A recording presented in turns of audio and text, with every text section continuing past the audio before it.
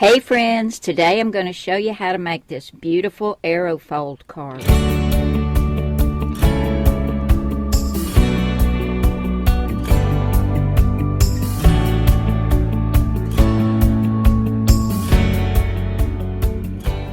I'm so glad you guys stopped by today. I know you've probably seen this aerofold before, and I have too, and I've never made one, so I thought that's what we'd do today. Now this is a really easy fold, but it looks hard, doesn't it? And then inside we have our greeting, and on the front you can decorate it any way you want to. I'm trying to use up this paper pad, so I used the papers from it, and it had a matching cut apart, so I just put that on some white cardstock and put that on the front with this cute little black and white gingham bow. Now I'm going to get everything over here we need to make this card, and you're going to be surprised at how easy this goes together. Now this is the portrait style version of the aerofold card, but today I'm going to show you how to make a landscape version. And it's the same thing, it's just the way you turn your cardstock. Now I've got a piece of white cardstock, and this is 5.5 by 8.5, and I've already scored it at 4 1/4. I'm going to take a ruler and a pencil, and we're going to cut the measurement in half for this. So we know this direction, it's 5.5. Half of 5.5 is 2 3/4. So I'm going to put a little tick mark right there at 2 3/4. Then on each side, we're going to go from that fold line, that score line. We know it's 4 1/4, and half of that is 2 1/8. So we're going to put a tick mark on this side, and then come down here and put one at 2 1/8 on this side.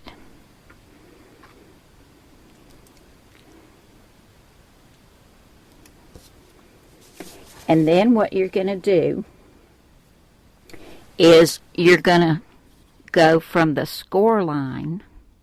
Now you can do this with the channel in your trimmer. You can do this with a ruler, and you can line this up with that 4 1/4 inch score line, and then take this part down to that 2 3/4 line, and then mark it with your bone folder. Go ahead and score it. Do the same thing on this side, from that 4 1/4 inch fold line down to your tick mark at 2 3/4. Score it there. Then we're going to come over here to the 2 1/8 line on either side, and go from there to that 2 3/4 inch line and score. Do it again over here. Now I know y'all cannot see these score lines. I can barely see them myself. I went ahead and erased my little tick marks, and I can feel this one right over here. I'm going to go ahead and fold this one up on the score line and give it a burnish. Then I'm going to do the same thing on this side. If I can see it, there it is. It's hard to see on this white cardstock. I'm going to burnish that one.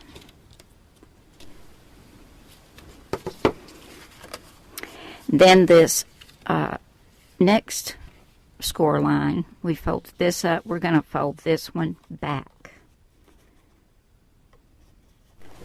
And I can't see it very well. Kind of feeling it with my hands.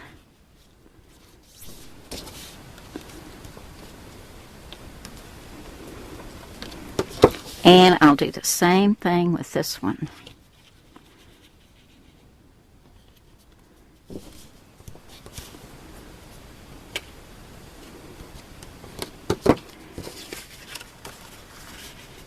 And then I'm going to go ahead and fold it on my fold line. I should have done that first, but we'll get it now. And give it a good burnish on this side as well, because we want this to lay down as flat as possible.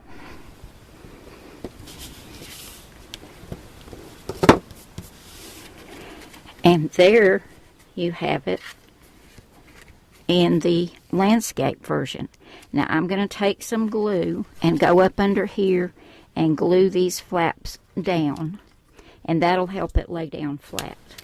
Now you can see, since I glued it, everything's lying down much flatter.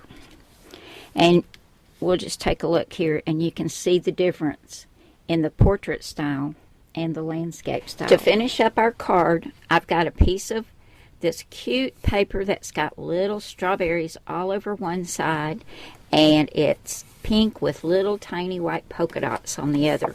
Now this is 4 inches by 5 inches. We're going to turn it to the 5-inch side, and half of 5 inches is 2.5.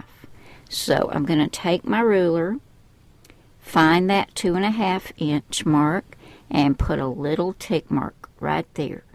Then I'm going to bring in my trimmer, and we're going to cut this from the tick mark to this corner, and then we'll do the same for this side. Now I don't want to wrinkle this top point of my paper, so I'm going to start my blade in the middle and then go down, and we get a piece just like that. Now I'm going to do the other side the same way.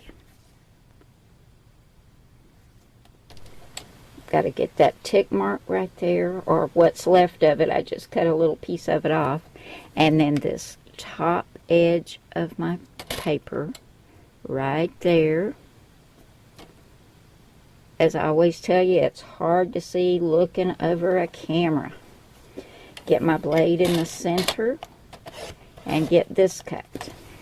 Now we're going to take this piece and get it adhered right here to the front of our card.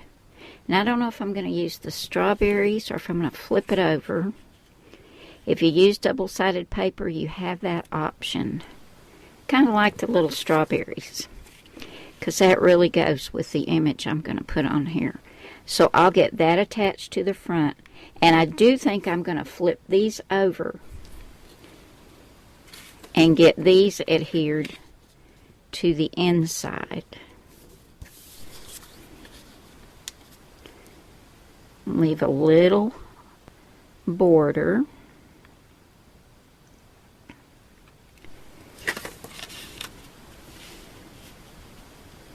Yeah, I like that a lot.